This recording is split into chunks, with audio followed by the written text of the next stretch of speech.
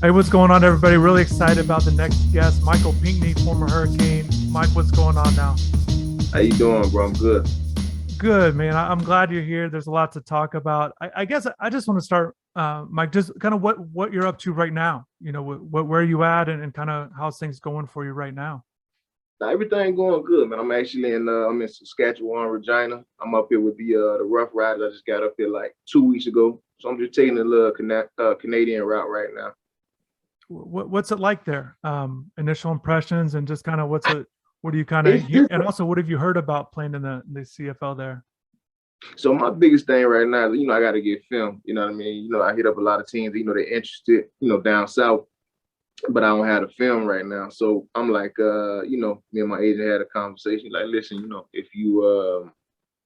if you're interested in going to the CFL, it's opportunities over there, and you can go over there and you can, do your thing. Because special teams is big here, and they send a lot of guys back down south to the league, and I'm a young guy still. So, it just was an opportunity for me, and I just want to get back to ball, man. I was, with the Patriots, I had suspension, Chicago, then I was banged up, when I got there. So it just gave me another opportunity to just, play ball, man. I ain't played ball and played in the game in a while. So for me to just get back out there and, be able to go out there and compete is something that, I couldn't really, you know, turn down that opportunity. But as far as just, first impressions, it's different out here. It's different from like in my mind, when you think Canada, you think Toronto, Montreal, them type of places, and I'd have been to Toronto, but the area I'm in now, it's a little bit different, man. It's nothing but farmland, but I think it's something that I needed. You know what I mean? I think it's something I need. I need to get out. Just be out the way. Just train. Just focus. Focus on what I got to focus on. So I'm cool with it. And I know, like you said, I mean, getting back playing ball, I mean, certainly your number one thing. Mike, getting healthy, I'm sure that's a big thing for you. How are you feeling? And can you take me back on what things have been like for you physically? It sounds like, dealing with things at with the hip and stuff. Where are you at now, and kind of what's it been like, particularly these last couple of years with things? I mean, I'm 100. I'm 100. It was a big decision for me to, lay down on that operating table. Going into the draft, I understood what it was going to do to me, and I got tired of playing hurt. You know what I mean? After a while, you get used to playing hurt. And if I always had a saying, if it's not broke, don't fix it. You know what I mean? So if I can still, run around, I can still go play and I can still go make plays. It's not an issue for me. But at that point in time, it got to the point where I just couldn't keep going on, with my body feeling like the way it was feeling. You know what I mean? I'm trying to have a long career. So I just couldn't see myself playing through that. You know what I mean? Which, in hindsight, other people would have said differently, but I made a decision. And from there on, I've been feeling pretty good, bro. You know what I mean? Little nicks here and there. I might like I have a hamstring here and there, but for the most part, overall, like playing wise, I feel healthy. The Was that a tough decision, Mike? Because look, when guys get in the league, maybe establish themselves at least a couple years as a young guy, then if they deal with an injury, they still, like you said, you talked from the beginning, having that film already kind of proven yourself. But to not go into it, and now you kind of are in the situation, this uphill climb to get back to, to where you ultimately want to be. Yeah. Was that difficult for you, Mike? Just this process of having the injury and or dealing with this injury when you did with your career? For sure, without a doubt. I initially found out that I had to get. Well, I didn't know I had to get surgery, but I know I had a torn hip labrum right before I went to the East West Shrine game. So I was in Tampa, about to play in the East West Shrine, and I got the information. And it was definitely a tough decision, man. When I said I tried everything, I tried ozone therapy. I mean, they shot me with like 20 needles, just trying to, I forgot what it actually did. But I did a lot of things before I actually decided to get on the operating table. But in my mind, in my agent's mind, I'm like, I can't go to the combine and I can't go to the combine and just, tell them just lie to them. Basically, I didn't want to lie and say, oh, I'm doing it at the pro day. And then, pro day time would have came and I wouldn't be able to do nothing. But even if then the pro day was canceled, so that might have worked out for me. But in my mind, I was like, you know what, bro, let me go and get healthy. Let me get my body back to where it need to be because I understand what I can do. And hopefully a team, sees what I can do. And from there, my mind was just based on getting back healthy, bro. In hindsight, a lot of guys, older guys, they're like, listen, I don't think you should do it that way. I think you should do it this way. But I paid my agent for a reason. I felt like me and him came to understanding, and he let me know, like, listen, you're in a good position right now. But if you get this surgery, you might go undrafted and you might have to wait to get on the team. And I was fine with that. I was fine with playing an uphill battle because I've been doing that, since I came to UM. So I'm fine with that. What was what was your experience like with the Patriots? You touched on going undrafted, but Patriots pick you up. What was that experience like with them, and kind of maybe some things you saw with the league there? It's funny, man. It's funny for my whole 4 years at UM. Like all the coaches, Diaz, all them boys told me I was going to the Patriots, and I ain't really believe them at that point in time. And I understand why they kept saying it, but it's a program over there. You know what I mean? He run that like you got to fall in line. You know what I mean? It's not one of them, them things where a player is bigger than the team. And all the guys are bought in, and you can see why. Them guys winning. You know what I mean? And it's definitely a tight knit organization, and I loved it, bro. At first, everything you hear from the outside is always, just the outside noise is definitely something that most people believe. But when I actually got there, I enjoyed it, bro. Foxborough is a beautiful place. The people are great. Everybody in the facility is bought in on winning. And I enjoy myself, bro. I enjoy myself. I really did. You touched on veterans, Mike, and you've been a guy, just kind of known from UM. You've always kind of been reaching out to guys. Who are some guys, some veterans, some older guys that you've kind of leaned on? I know you and Denzel have chatted over the years, but Yeah. who are some guys that you talk to and with your career, just in general, that you're kind of still in touch with? I mean, I talk to them guys here and there, but it become a time, man, when you gotta lock in. You gotta really listen to yourself and your own voice, and you gotta, your own path, and that's the direction you want to go in. Of course, I check in on them guys from time to time, social media. Me and DP like this here. Me and him. He just went to my baby shower. I had it in Charlotte, so he just came to my baby shower, so that was smooth. But I used to talk to Beeson here and there, DJ Williams here and there. But probably, yeah, I talk to Shaq a lot. But other than that, like older guys, yeah, probably DP the most. It's interesting, those names you bring up, and I've been able to cover UM for quite a few years. I covered all those guys while they were at UM, and Mike, your mentality kind of settles right in with those guys. Like I know everybody's got different personalities, and everyone's their own different person, different backgrounds, but just kind of putting you in that group of just kind of mentality, to me feels very similar. What kind of stands out to you about them, and maybe how you see it, and just mentality in general? I think the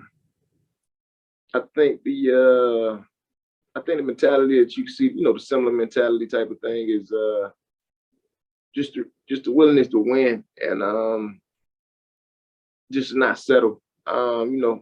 Me going into my senior year, in my mind, I was like, I want to come back, to better the team, and I didn't want to leave it. And, I wanted to leave it better than what I found it. You know what I mean? And I didn't settle. You know what I mean? I could have settled and I could have left, and I probably would have, I would have been a high draft pick, maybe mid-round, whatever the case may be. But in my mind, I said, you know what? I want more for myself. I want more for the university. And I actually cared. You know what I mean? I cared about what direction the program was going in. So, and I feel like them guys, I had a conversation with all them guys. I had a conversation with Beach, and I had a conversation with DJ Williams. They're like, listen, you don't leave until you know what I mean. If you don't have a first round grade, you know what I mean, you don't leave. And that just, in my mind, when I heard that, I'm like, you know what, that means I don't want to settle. I don't want to be a settler, because that's not me. I never been that way. So in my mind, I'm like, you know what, let me go back and try to finish what I started. And let's we could talk. I want to talk about your senior year a little bit more, but let's rewind it. 2017, there, second year at the squad. You guys go 10-0 out of the gate. Yeah. First 10 wins. It's crazy, but first 10 win season since 2003. You guys do a lot of good things. You rise to number 2, and I know that the end wasn't what you guys would have hoped, but just Mike, what was that year like for you? And do you remember going into that year with high, high expectations or high thoughts about it? Because again, you guys, freshman year, you guys win the last 5 games, win Yeah, a bowl game first time. for sure. I know you guys replacing the quarterback as a squad, but what do you remember Hmm. about that season, kind of going into it and as it was going on there?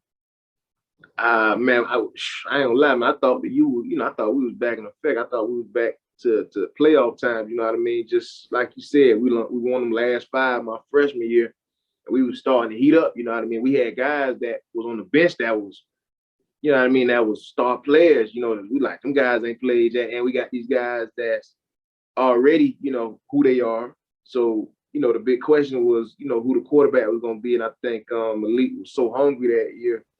And he just, he was so ready to prove everybody wrong. And, I mean, we just fought. I think we just learned how to finish. We wasn't the best team, but at the end of the day, we just fought. Like, we had a lot of close games, bro. We had a lot of close games with some, guys that particularly wasn't, better than us. Or even, in a conversation with us that year. Georgia Tech was down to the wire. Florida State was down to the wire.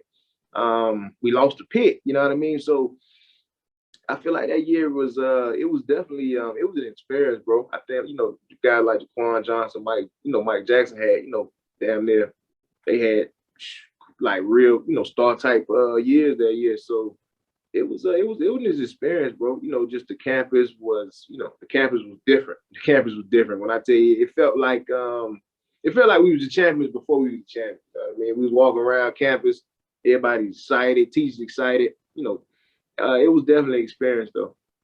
What's that like? And I've seen that at times too, with the campus. And I think there's such a connection between the football program and the students. It seems like, smaller school and Yeah, a lot of passion there. What was that like, kind of, people already, the way you're viewed on campus, just being a football player, being a part of the team, but add wins on top of that. And was there a point where it was really building a lot of fun or excitement that year for that you sure. remember? Yeah, for sure. I remember what it was, Notre Dame week. Notre Dame week, something I probably remember forever, man. When I tell you, that was like the national championship around campus. When I tell you everything, every TV, every billboard, everything we had around campus was centered around that game. We had flyers out there where it was a smooth process, man. So listen, I remember the teacher, she was like, listen, you need to focus on the game. Like we can get this done later on. Like you gotta win. And I was like, you know what? Yeah, we gonna win the game. From that point on, I already knew we was gonna win the game just because of everything that was surrounding the game and how hyped up it was. How much fun was that? Because we still talk about that. Fans still talk about that game, that Notre Dame game. Yeah. What was that like to be a part? And I know you'll always remember the results and things like that. But was For there any sure. memories either during the game or pregame or something like that that you always remember? You talk to the guys about with that one. Man, listen, I had a moment. So you remember Maria Taylor, right? Yeah, I sideline. had Yep. did a yeah, so I did an interview with her before the Notre Dame game. We had did like I forget like something like a little commercial, whatever for Like a few days the before or something like that. yeah, for the Yeah. turnover change. So I Yeah. was Oh, like, I'm yep. gonna get her the turnover. I had it all planned out in my mind. I was like, listen, I'm gonna get the turnover chain. I'm gonna get down on one knee and I'm gonna propose the turnover chain to her. And how about I almost get the interception, but Zach come in my way, man. Zach knocked me out the way and he missed the ball too. I was like, he messed up my shot, man. Shaq ended up tipping the ball. It was high ball. I had went high. Zach ended up colliding with me, knocked me out the way, messed up my whole proposal, man. So that's what you would have done, huh? Yeah, man, I would have Yeah. got on one knee. My That's girl good. not gonna kill me. They friend. Right, right. Listen, Nobody's ever. I mean, everybody has fun celebrating. That would have been definitely a no, for new sure. celebration. That would have been it, man. But no, that game was fun, man. It was a lot of moments in that game you can say was, like I mean, the stadium was, bro. When I tell you, I never played in a stadium that loud. Like I couldn't, like we had that whole week we knew going into, I couldn't talk to the D line. I would have had to either hand signal, and they would have to look back, and I would have to give them a direction, left or right. But as far as like me communicating to the whole D, we had to, literally walk up to each other. That's how loud it was. So, Mike, let's go back even further. Kind of grown up and going to Reigns Mm-hmm. and what you did your senior year. I know you had a squad. Your defense and the whole thing that had to been a lot of fun to get there. And But just growing up, Mike, what was it like for you kind of growing up and then, before you got to Reigns and then ultimately your high school career, if you could take me back on what your experiences were like kind of growing up a little bit. Um, growing up, I was always playing with the older guys, you know what I mean? Because I always was a bigger kid than my age group, you know what I mean? So I always found myself on the older teams. And, I always felt like I was going to play either D-line or O-line, believe it or not, because, going through Part 1, I was offensive lineman, defensive lineman. I didn't play middle school. I stayed in the park, and I still play offensive line, defensive line, you know what I mean? And I started to transition from offensive line and defensive line to you know what I mean? I played safety at one point. I played running back. I thought, going into high school, I thought I was going to be a running back because I played for the no limit weight. I was running back on that team. I had my running back ambitions. And I remember going to my high school that I went to Reigns, like a game. I went to, I think, like the spring game or something like that. And I looked over there, man, it was like 10 running backs. It was 10 running backs. And I looked down at the linebacker, it was like 4 of them. I say, yeah, I'm gonna go down here with the linebackers, man. And in hindsight, I think I made the best decision. You know what I mean? But yeah, even my time at Reigns, man, I went in. As soon as I went in, I had a plan. You know what I mean? My class I went in with, we were so strong, bro. When I tell you, we got a lot of guys, still doing their thing. We got Solomon Kinley, he's with the Dolphins. He's a starter. You got we had 2 twin brothers. I think one he's on Philly's practice squad. You got one guy he's playing receiver for the Gators. We had guys everywhere. You know what I mean? That class, we sent a lot of guys to school, and we could have had more guys go to school if their grades was right, and they would have chose a different path. But my time in high school was, I miss high school. You know what I mean? High school was it for me. It's not like playing it from your hometown on that Friday. You got that band coming out there. That's something that you always remember. And and I don't know if you remember this because there's a lot of people. I remember when you first got to UM, the edge, I touched on it earlier with your mentality, but the edge that you had, still have, it's just part of you. And one of the things I just in passing, we didn't know each other. I just said, don't lose that edge. Don't ever lose it. I remember that. Listen, when you DM me, listen, every time I see your name, I think about that. No, that's not. You serious? I swear to God, I can tell you exactly what I said too. You said you weren't gonna. You said never. I'm never gonna lose it, or never will, or something like that. You said something kind of. You snap back, not snap, but you just kind of set it back quick. Which is true, and you never did. Yeah. The reason, Mike, why I said that is because you had it. It was unique. It was something I saw, like I said, from previous players. I saw players with an edge that would lose it for whatever reason. They just kind of changed that. You probably saw the same. Like it just changed, and I always thought, essentially, it was always. I felt like it was important for you to be you all the way through, and you certainly grow and go through things and mature, and that's all part of the process. But where does that come from, Mike? Your approach to the game, like I said, this edge that you have, where does that come from, you think?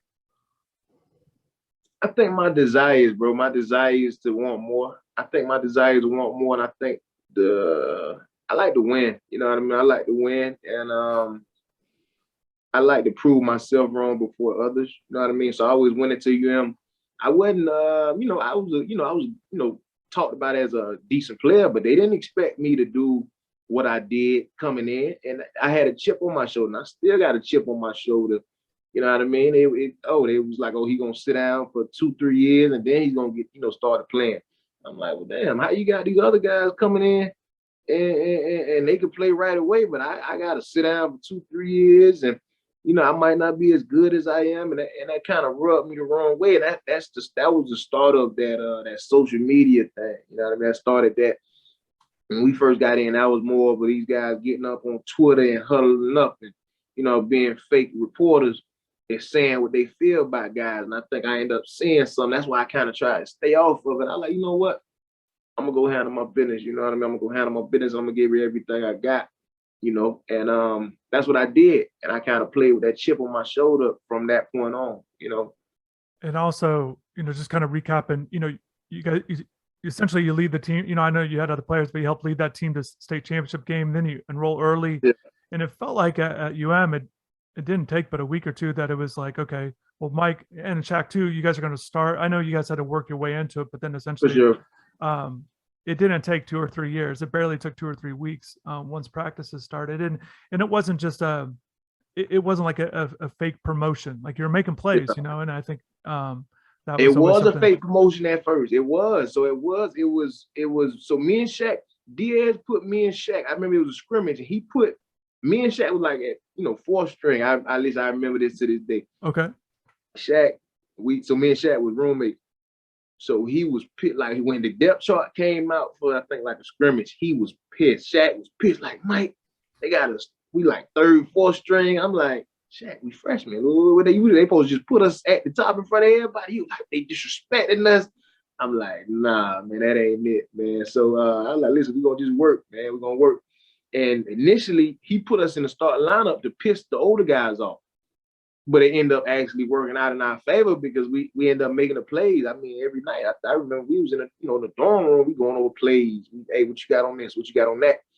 And I think the older guys that were there at the time didn't feel like, man, we not gonna, they're not gonna start no 2 freshmen. 2, 3 freshmen. Zach was starting 2. He was banged up at the beginning, but he ended up starting 2. They were like, they ain't gonna start 3 freshmen, but it ended up happening.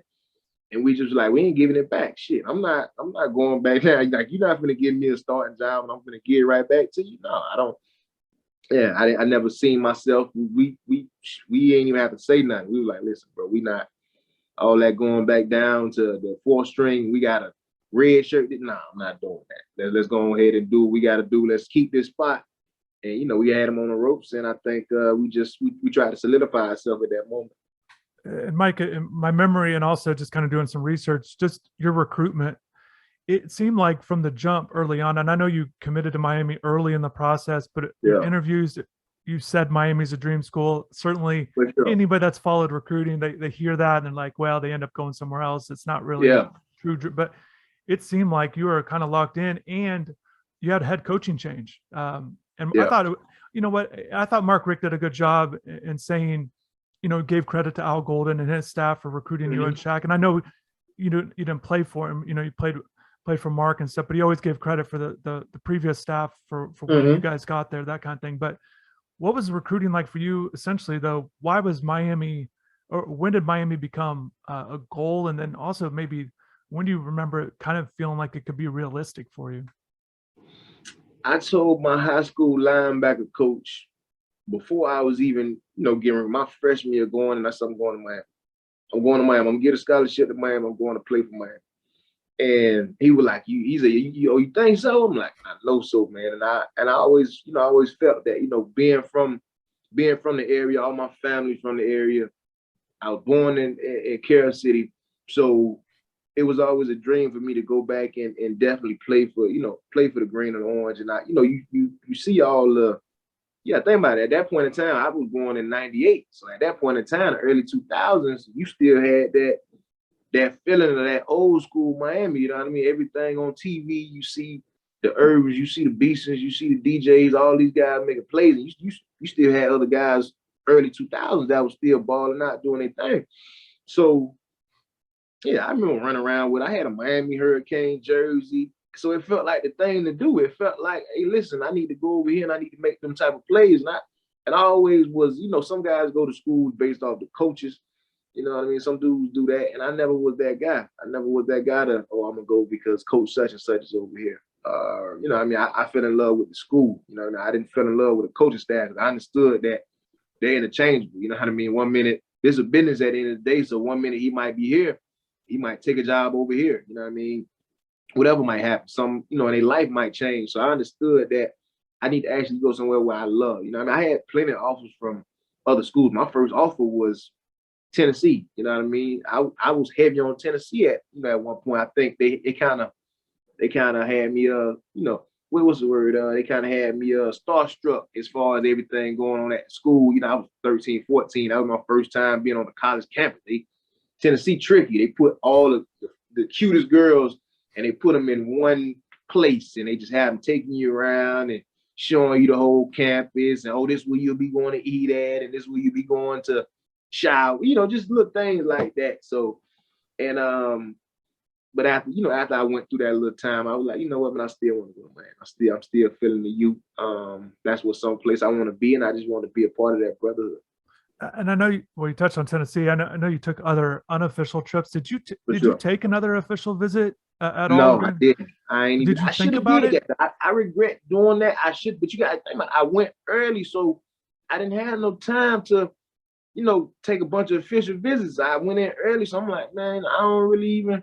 I'm one of them guys where I make up my mind. That's it. You ain't finna. I ain't finna, and I ain't want to go and waste nobody's time. And I'm not that guy. I'm gonna handle my business and do what I need to do. I'm not gonna go and sit in front of your face and, oh, maybe I can do this if you do this. Nah, I wasn't on that. You know what I mean? I just was like, listen, I'm going to Miami.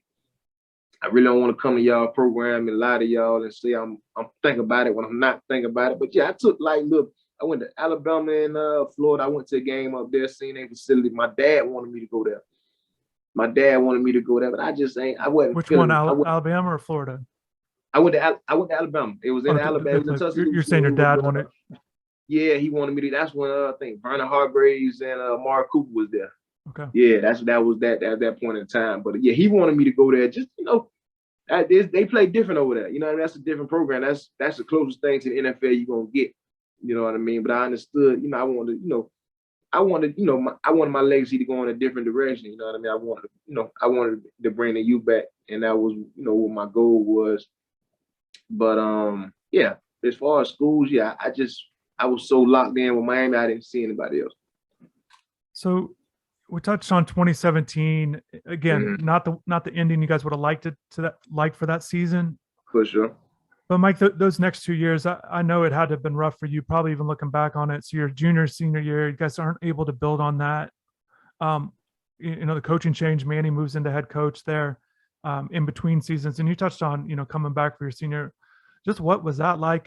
Can you pinpoint or kind of looking back on maybe why you guys weren't able to take that next step? Because I'm sure you're expected or hoping to. It was a lot of you saying going to my senior year. Junior year, you guys goes, I think 7-6 that Yeah. year too. So you didn't, 10 wins down to 7 and then 6. I mean, just that 2 year span, junior and senior year is Yeah. kind of the both. And I know, like I said, I know you had a coaching change. Mm-hmm. Like you said, but I think coming off that such a good season my sophomore year, that junior year, we kind of was like, man, we got to get back to that feeling. You know what I mean? So we was basically chasing that high. You know what I mean? Chasing that high, that winning feeling. You know what I mean? And I think we just had some shaky moments. You know what I mean? We didn't really know. It was a lot of things in question. You know what I mean? They felt like maybe our head coach is not up to par where he need to be anymore. That was a question for the media, some of the guys on the team. The quarterback was in question at a point in time. I felt like he was, he was a good quarterback and he was our guy, but I feel like he was banged up to the point where he couldn't really do what he did the previous year. And it was at points you was throwing freshmen in that quarterback. You had Coach Berry, they threw him out there, which I didn't, I wasn't in favor of at the moment just because he was a younger guy. You kind of threw him in there to save us, you know what I mean? I was gonna kill his motivation all around. You know what I mean? I wasn't in favor of that. So junior year was definitely it was rocky, man. It was shaky, but I think at the end of the day, our defense stood tall though. Our defense stood tall in a lot of moments. I think we were still in the top 5 as far as either turnovers and tackles for loss, and even sacks, I believe. You know what I mean? I think that's how everybody was kind of pushing for Manny to be, take that job. And but I didn't know Rick was gonna, step down. You know what I mean? I didn't know he was gonna step down. I remember we was in New York, and he ended up calling me and Shaq into a meeting, just basically to see where our mind was at and see what we were, what direction we was going in. And I was still on the fence about what I was going to do. You know what I mean? And I think we ended up coming to some type of understanding. The things that we wanted the program to do and how we felt about it. And I still hadn't had a conversation with my family yet, but that's, as a matter of fact, I think Diaz already took the Temple job, so I was kind of leaning towards getting out the door anyway. You know what I mean? I was already trying to, I'm like, I ain't really feeling that. You know what I mean? I don't really, ain't too many guys in the program that I'm comfortable with. They let me play the way I want to play. So when he ended up getting the job, bro, I was like, that's hard. It's hard for your linebacker coach, somebody that he done really groomed you and helped you, understand the game a little bit better, to see the field, to be help be a leader. It's hard for you to say, no, I'm not gonna play for that guy my last year. I mean, we ain't always had a best relationship, but at the end of the day, I respected him, he respected me. And I played for him. You know what I mean? I played for him. He needed me to do something. I did it for him without no question. So even going into my senior year, I feel like we just was young in a lot of areas, bro. We had a new starting quarterback. We switched. We damn near was playing with two quarterbacks the whole year. We had either Cozy, we had Jan Williams, and both of the guys are hell of a players. But at the end of the day, you got them guys coming into a new system. They got to learn, and that might not be their type of system. That might not be built for them. You know what I mean? We had a lot of just, the O-line was young. You know what I mean? O-line was real young. We had a starting left tackle freshman. You know what I mean? That's a hard position to start. You know what I mean? To start on. So it was a lot of things on my senior year that could have been different. But at the end of the day, I feel like we still fought. I don't feel like we gave up. Sometimes there was some points you just scratch your head like, how did that happen? FIU game. And I don't think in a million years you would have thought that we would have lost the FIU, and I would have never thought that either. But it ended up happening, and it was definitely a wake up call for a lot of the younger guys. And I said, listen, man, this can't never happen again. You know what I mean? I'm ashamed to be a captain right now, and something like this happened. You know what I mean? I gotta wear this one. I gotta wear this one on my shoulders, and it definitely weighed on me because you just don't lose to them type of teams when you got the weapons and you got the type of energy you got in our locker room. It's too much energy and it's too many star players in our locker room for us to lose to that type of team. But at the end of the day, I just felt like they wanted it more. You touched on with Coach Diaz. You said it was kind of maybe you said it wasn't the best, or just maybe kind of went through some things. What was that experience like, playing for him, and just maybe either what maybe provide some insight on what it's like to play for him in his defense there? He's a dog. You know what I mean? He's a dog. He helped me to think. You know what I mean? He helped me become a thinker. You know what I mean? I'm more of I always well, I take that back. I always was a thinker, but he made me realize how much of using your mind and this game is more mental than physical. You know what I mean? Just anticipation, studying film. You know what I mean? Knowing what's coming before it actually happens. You know what I mean? Playing a game in your mind is something that he's real big on. He's real big on numbers. You know what I mean? If this percentage, like he's real big on numbers. If we do this, if we turn the ball over 2 or more times, the chances of us winning the game are this. You know what I mean? So it was a lot of that.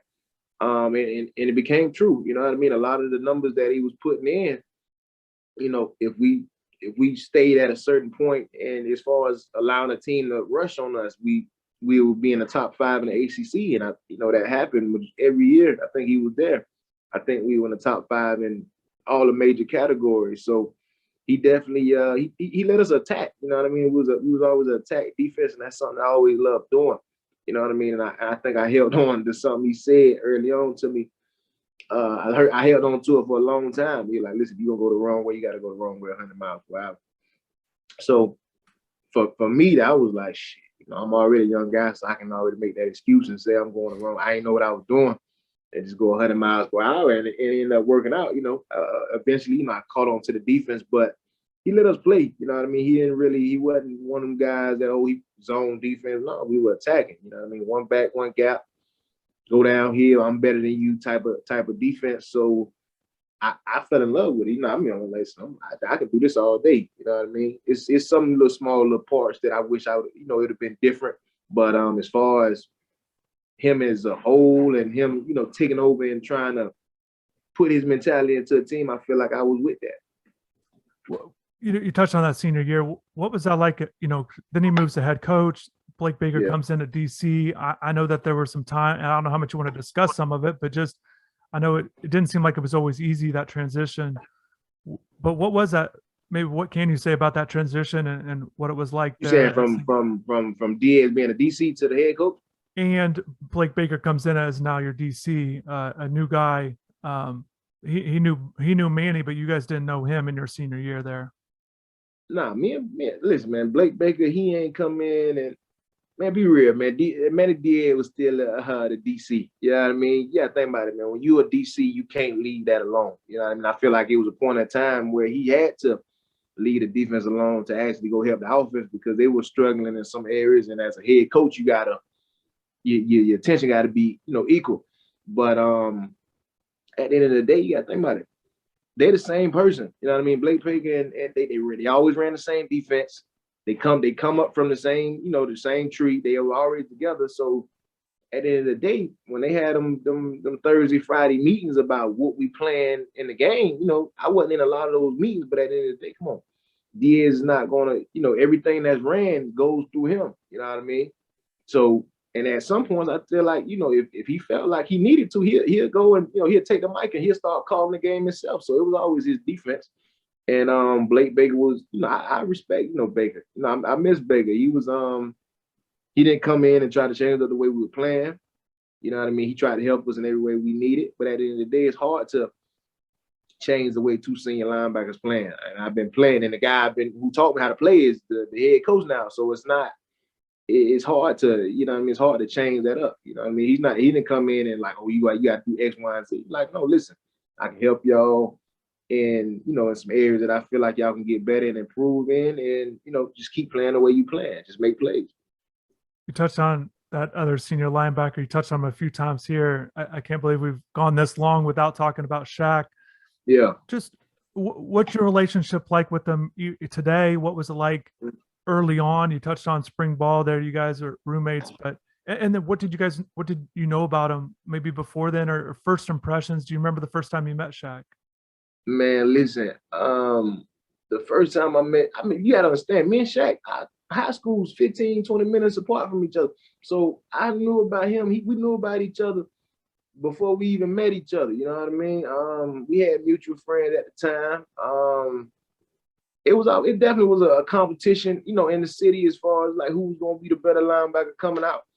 He was representing his school very well. I was representing my school very well, and I think our first time, actually meeting up was when I committed. When I committed at that, I think it was like my freshman going to my sophomore year of high school, and I committed to the U at that camp. Yeah, man, me and Shaq relationship, we like this, man. Me and Shaq, damn, he don't go a week past, we got to handle business, but every week we talking, you know what I mean? When I'm in Jacksonville, that's home for me too.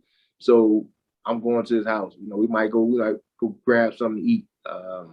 We talk about, the U games. I think we were just texting about, just watching the game the other night. So that's my guy, man.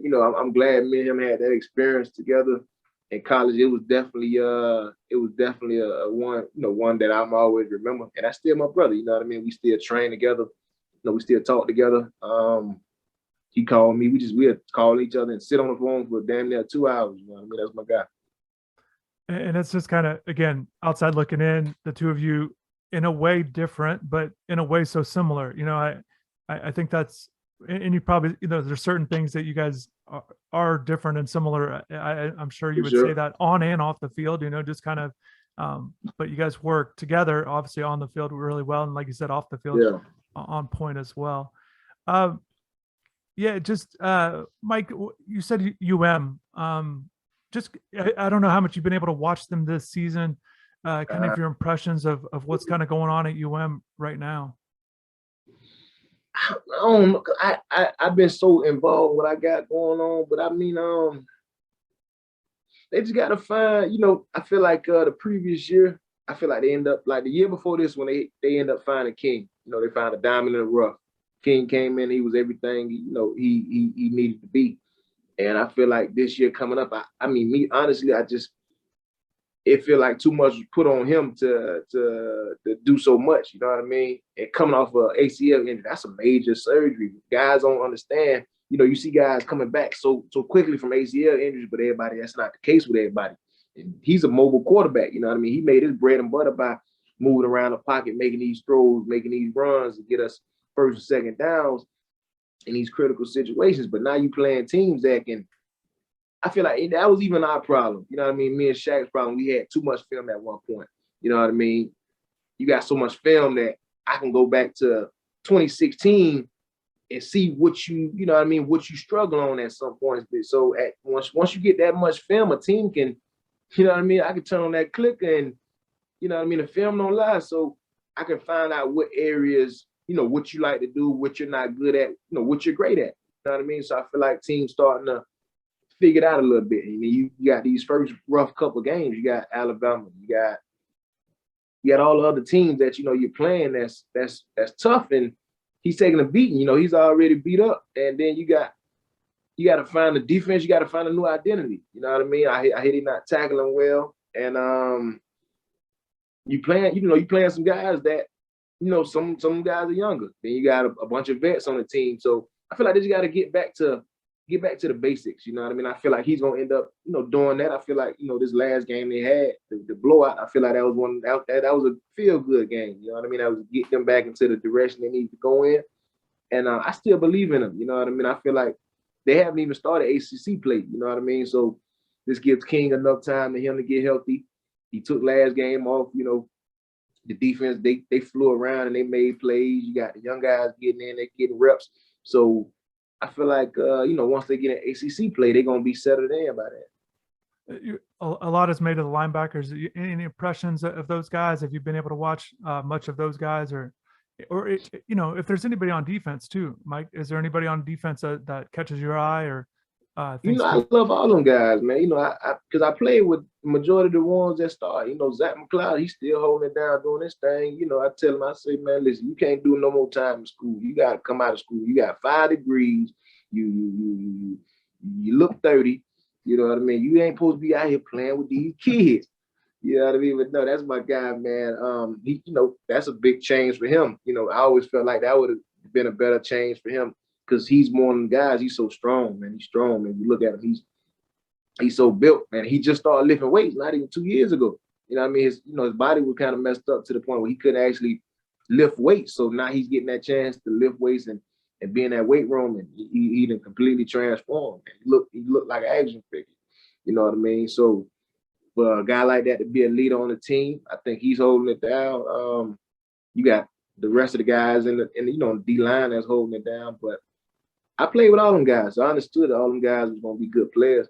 And I would have, you know, early on, I would have told, you know, I would have seen that they wasn't good players. You know, all them got potential. You know, you got Bradley James, you got Corey Flagg, you got Sam. You know, I think, is he Sam hurt right now? He was hurt at the beginning. He played last game, first game of the year. So we'll see if he can kind of move forward. But definitely, he was dealing with that toe injury, which obviously can be. Now, my man Wayman Steve, that's a guy I was happy for them last 2 games. You know what I mean? For him to get in there and make plays and fly around, just everything he done went through, from the ACL tears, just a little nicks and, you know, the nicks and bruise. He came in with ACL tears, so it was exciting for him to, you know, be able to, he waited his turn. You know, he waited behind me for however many years. You know, he was behind me, and then he ended up, you know, now he's finally getting what he deserves. So I feel like they got some good players, man. They just got to come together, man. They got to find that identity, and they got to get back to playing how we play, man. Attack defense. The one of the things that, you know, you talked about while you were at UM, essentially, I remember going into a Florida State game saying, you're not nobody at Miami if you don't beat Florida State. You guys dropped that first one, but then you go 3-1. While you were at UM, was that pretty prideful? You take pride in that, you know, that winning record, and kind of you talked about reversing things kind of better when you left it. You know, Miami was on that tough losing streak in that series. Man, I'm upset because I want to go 4-0, and I feel like I could have, you know, whatever would have happened, and it was just it was an experience. That game there, I remember that game for the rest of my life too, because that was a game where, you know, it was down to the wire. They were a great team that year. They had a lot of talent. You know what I mean? Cook, that's somebody I want to play well against. They had a lot of stars on that team. You know what I mean? I feel like we could have beat them. You know, if we make that field goal, they don't block that field goal, we potentially we're going to overtime. You know what I mean? No, I think they were finna get the ball. We were finna go back out on defense, and I think we end up stopping them. I just don't think we could have capitalized. We didn't capitalize on the punt. But yeah, definitely going 3-1 is something that, you know, you know, I got guys I'm cool with to this day. Denzel Perryman. I don't think he never beat Florida State. And I talk shit to him all the time. Like, listen, boy, you ain't beat Florida State, but then he come back to me like, well, you lost to FIU.